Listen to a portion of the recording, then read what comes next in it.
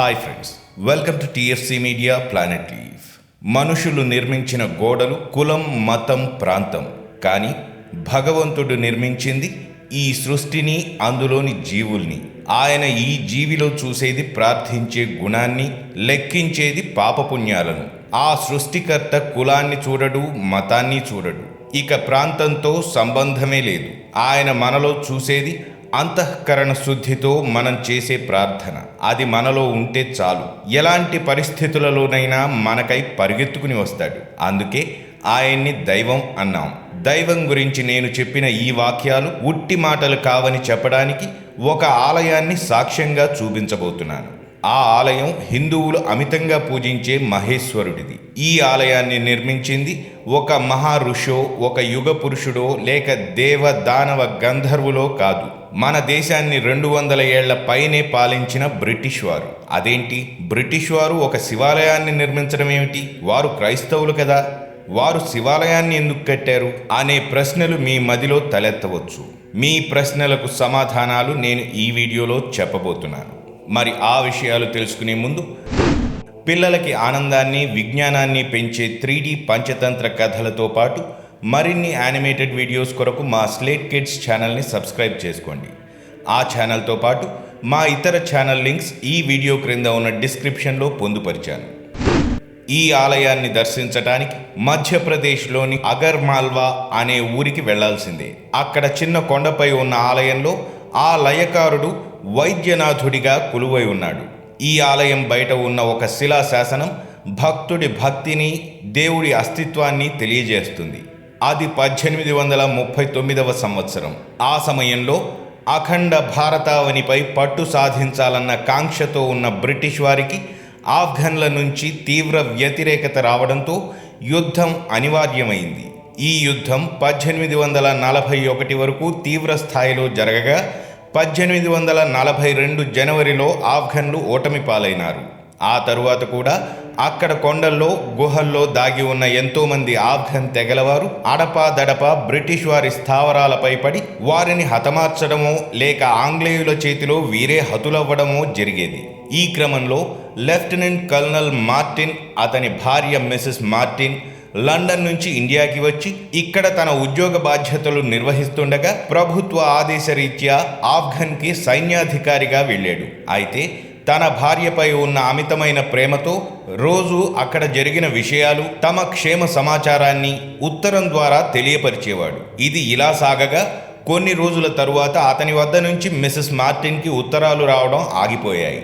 అలా కొన్ని రోజులు గడవటంతో తన భర్తకు ఏమైందో అన్న భయానికి లోనై ఆ భయం ఉద్వేగంగా మారి కన్నీటి పర్యంతమైంది. అలా ఆమె ఓ సాయంత్రం తన గుర్రంపై వెళ్తూ ఉండగా ఒక చిన్న కొండపై ఉన్న గుడిలోంచి గంటల శబ్దాలు, దీపపు కాంతులు రావడం చూసి ఆమె ఆ గుడిలోకి వెళ్ళింది.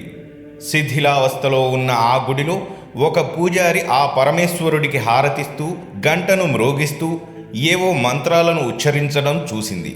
ఆ పూజారి పూజ ముగించుకుని ప్రసాదంతో ఆమె వద్దకు రాగా కన్నీటితో నిండిన ఆమె కళ్ళను చూసి, అమ్మా, నీవు ఎవరవు, ఎందుకు బాధపడుతున్నావు అని అడగగా ఆమె భోరున ఏడుస్తూ తన వృత్తాంతాన్ని వివరించింది. ఇది విన్న ఆ పూజారి బాధపడవద్దని చెప్పి ఓం నమః శివాయ అనే పంచాక్షరి మంత్రాన్ని అంతఃకరణ శుద్ధితో జపిస్తే ఆ పరమేశ్వరుడు నీకు ఖచ్చితంగా మంచి చేస్తాడని చెప్పాడట. ఆ తరువాత అక్కడ నుంచి నేరుగా ఇంటికి వెళ్ళిన ఆమె తన గదిలో తెలియని తన్మయత్వంలో కూర్చుండిపోయి ఆ పరమేశ్వరుడి పంచాక్షరి నామాన్ని జపిస్తూ కొన్ని రోజుల పాటు ఉండిపోయింది. అలా ఆమె ఆ మహేశ్వరుడి నామాన్ని జపిస్తుండగా తన భర్త వద్ద నుంచి వచ్చిందని ఒక ఉత్తరం పట్టుకుని పని మనిషి వచ్చింది. సంతోషంతో ఆమె ఆ ఉత్తరాన్ని తెరిచి చూడగా, డియర్, నేను క్షేమంగా ఉన్నాను, అతి త్వరలో నీ వద్దకు వస్తున్నాను అనే సందేశం అందులో ఉంది. కొన్ని రోజులకి మార్టిన్ వచ్చి అక్కడ జరిగిన వృత్తాంతాన్ని చెప్పసాగాడు. మేము, మా సభ్యులు ఆఫ్ఘన్లోని ఒక కొండ ప్రాంతంలో శిబిరం నిర్మించుకుని ఉండగా మాపై కొన్ని వందల మంది ఆఫ్ఘన్ తెగలవారు విరుచుకుపడ్డారు. మాకు వారికి మధ్య యుద్ధం చాలా రోజుల పాటు సాగింది. వారి సైన్య బలం ఎక్కువగా ఉండటంతో మాలో దాదాపు అందరూ చనిపోగా మిగిలిన కొద్ది మందితో వారిని ప్రతిఘటిస్తుండగా ఆఖరి నిమిషంలో ఎక్కడి నుంచి వచ్చాడో కానీ ఒక వ్యక్తి ఒంటి నిండా బూడిద పూసుకుని మొలకి పులి చర్మం కట్టుకుని చేతిలో పదునైన త్రిశూలం వంటి ఆయుధం పట్టుకుని ఉన్నాడు. అతను ప్రళయకాల రుద్రుడిలా ఆఫ్ఘన్ సైన్యంపై విరుచుకుపడి వారందరినీ నిమిషాల వ్యవధిలో కకావికలం చేసి వారి బారి నుంచి మమ్మల్ని కాపాడి అంతర్ధానమైపోయాడు. అతను ఎవరో, ఎక్కడి నుంచి వచ్చాడో, ఎలా వెళ్ళాడో తెలియదు, కానీ మా ప్రాణాల్ని రక్షించడానికే వచ్చినట్లుంది అని చెప్పాడు. భర్త చెప్పిన విషయానికి ఆశ్చర్యపోయిన భార్య వెంటనే భర్తను వెంటబెట్టుకుని ఆ శివాలయానికి వెళ్ళి శివలింగాన్ని దర్శించుకుని తన భర్త చెప్పిన విషయాన్ని ఆ గుడి పూజారికి వివరించగా, నీ పూజ ఫలించింది, నీ భర్తను కాపాడింది సాక్షాత్తు ఆ పరమేశ్వరుడే అని చెప్పాడు. ఆ మాటలకు ఆశ్చర్యపోయిన భార్యాభర్తలిద్దరూ అప్పటి నుంచి ఆ విశ్వేశ్వరుడి భక్తులుగా మారిపోయి శిథిలావస్థలో ఉన్న ఆ గుడిని 15,000 రూపాయల ఖర్చుతో జీర్ణోద్ధరణ చేయించారు. వారి కథను ఒక శిలాఫలకంపై చెక్కించి ఆ గుడి ఆవరణలో ప్రతిష్ఠించారు. ఆ తరువాత కొన్ని సంవత్సరాలకి మార్టిన్, అతని భార్య లండన్ వెళ్ళిపోయినా వారితో పాటు ఒక శివలింగాన్ని కూడా తీసుకువెళ్లి పూజించుకున్నారు. ఈ విధంగా బ్రిటిష్ వారు మన దేశంలో కట్టిన ఏకైక హిందూ ఆలయం ఇదే అయ్యింది. భక్తి ఉంటే భగవంతుడికి మతం, ప్రాంతం అనే భేదాలు లేవని నిరూపించిన ఈ కథ మరోసారి ఆ పరమేశ్వరుడి అస్తిత్వాన్ని మనందరికీ తెలియజెప్పింది. మరిన్ని ఇంట్రెస్టింగ్ వీడియోస్తో మళ్ళీ మీ ముందుకు వస్తాను.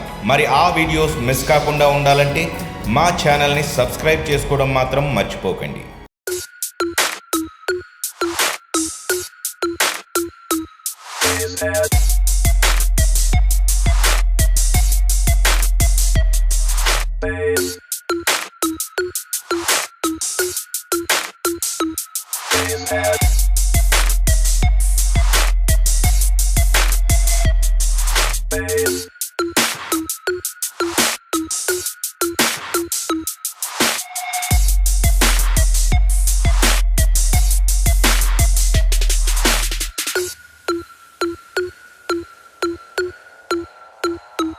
Basehead.